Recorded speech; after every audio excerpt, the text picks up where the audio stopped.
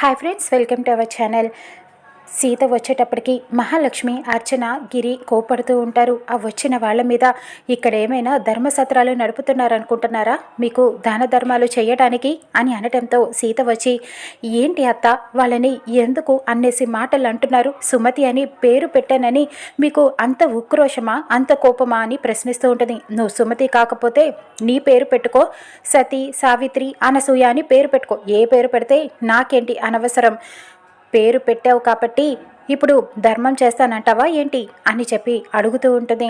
ఇంతలో వచ్చిన వాళ్ళు చెప్తూ ఉంటారు, మేము డబ్బులు అడగటానికి రాలేదమ్మా, సుమతి అని పేరు పెట్టారు కదా సీతమ్మ, ఇప్పుడు స్కూల్లో వేద్దాం అనుకుంటున్నాం, ఆశీర్వాదం ఇప్పించడానికి తీసుకువచ్చాం అంతే, డబ్బు కోసం కాదమ్మా అని చెప్పటంతో సీత అంటుంది, ఇప్పటికైనా అర్థమైందా వాళ్ళు దేనికొచ్చారో తెలుసుకోకుండా అనరాని మాటలు అని వాళ్ళని బాధ పెడుతున్నారు అని ప్రశ్నిస్తూ ఉంటుంది. ఇక అప్పుడు వాళ్ళు అడుగుతూ ఉంటారు, అమ్మ మీ ఆశీర్వాదం ఉంటే మాకు చాలమ్మా, మీరు పెట్టిన పేరుకి చెడ్డ పేరు రాకుండా మేము ఈ పాపని పెంచుతున్నాము, అది చెప్పడానికే వచ్చాం అని అనటంతో సీత ఆ పాపని ఆశీర్వదించి ముద్దు పెట్టి వాళ్ళని పంపిస్తుంది. సంస్కారం అంటే అది. ఆ పిల్లని చూసి వాళ్ళని చూసి నేర్చుకోండి. మీరు ఉన్నారు, ఎందుకు అడవి మనుషుల్లో ప్రవర్తిస్తున్నారు అని సీత అనటంతో ఒక్కసారిగా మహాలక్ష్మి, అర్చనకు కోపం వస్తూ ఉంటుంది. ఏంటి సీత, మేము అడవి మనుషులమా? పల్లెటూరులో పెరిగిన దానివి నువ్వు అని కోపడుతూ ఉంటారు. పల్లెటూరులో పెరిగానితారు కాబట్టి నాకు ఆ సంస్కృతి విలువలు అన్నీ తెలుసు నాకు, కానీ మీరు సిటీలలో పెరిగారు, అందుకే మీకు ఏమీ తెలియదు. వాళ్ళ మనసుల్ని చిన్నబుచ్చుకునేలా మాట్లాడారు. మీరు పెద్దవాళ్ళైనా సరే చిన్న బుద్ధులు మీవి అని తిడుతూ ఉంటుంది. ఏం మాట్లాడుతున్నావో తెలుస్తోందా అర్థ?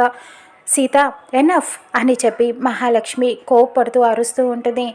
ఇప్పటికే హద్దు మీరు మాట్లాడావు, ఏం తెలుసని నీకు వాగుతున్నావు అని ప్రశ్నిస్తూ ఉంటుంది.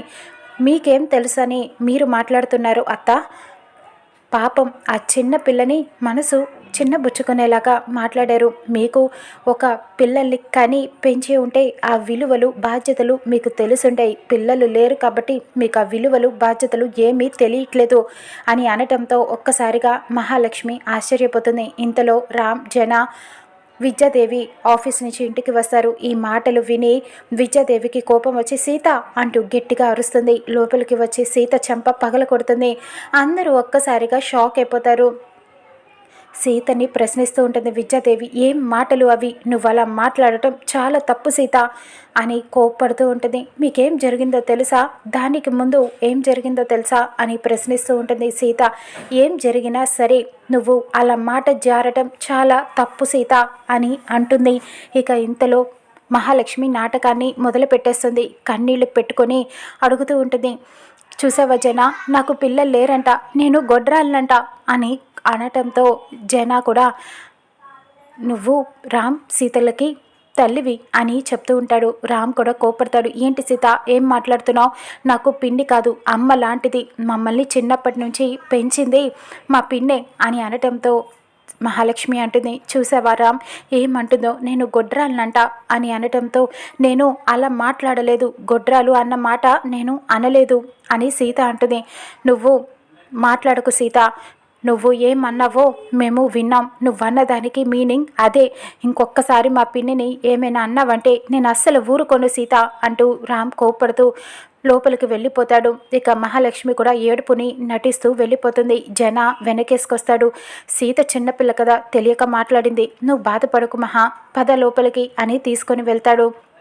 విద్యాదేవితో సీత ఇలా మాట్లాడుతుంది, మీరు నన్ను కొట్టి పెద్దరికాన్ని చూపించానని అనుకుంటున్నారు కదా, చాలా తప్పు చేశారు అని అనటంతో పెద్దరికమా నేనా అని విద్యాదేవి అడుగుతూ ఉంటుంది. అవును, ఎందుకంటే మీకు ఈ విషయానికి జరగక ముందు ఏం జరిగిందో తెలియదు, మీరు దాని గురించి అడగాలి, ఆరా తీయాలి, కానీ మీరు ఇలా తెలియకుండా నా మీద చేయి చేసుకోవడం చాలా తప్పు, ఇంకొకసారి ఇలాగా చేశారంటే నేను అస్సలు సహించను అని చెప్పి విద్యాదేవి మీద కోపం చూపించి సీత వెళ్ళిపోతుంది. విద్యాదేవి బాధపడుతూ ఉంటుంది.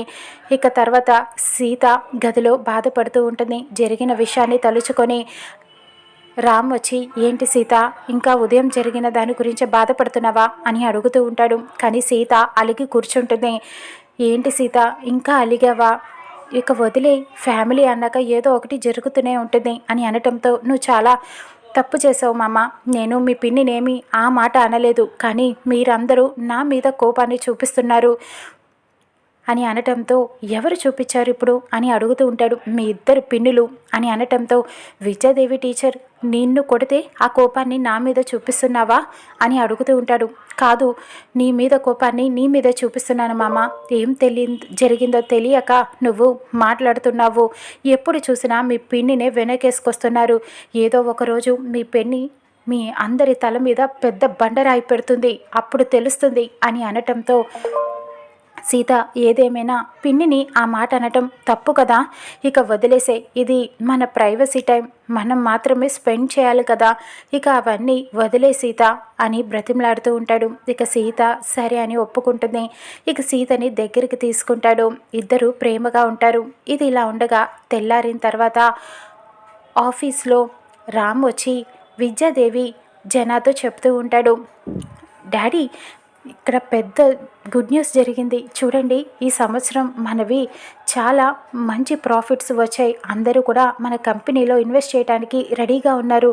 నాకు ఎంతమంది మెయిల్స్ పంపించారో చూడండి అని హ్యాపీగా చెప్తూ ఉంటాడు. ఇక జన అయితే, విద్య ఇదంతా నీ వల్లే జరిగింది, నువ్వే కదా ఆఫీస్కి ఇన్ఛార్జ్వి, చాలా ఇదంతా నీ వల్లే, గ్రేట్ నువ్వు అని పొగిడేస్తూ ఉంటాడు. నా వల్లే ఏం కాదు, మీరు కూడా చేయబట్టే కదా ఇంతవరకు వచ్చాము అని చెప్తూ ఉంటుంది. అవును టీచర్, ఇది మీ వల్లే జరిగింది అని రామ్ కూడా చెప్తూ ఉంటాడు.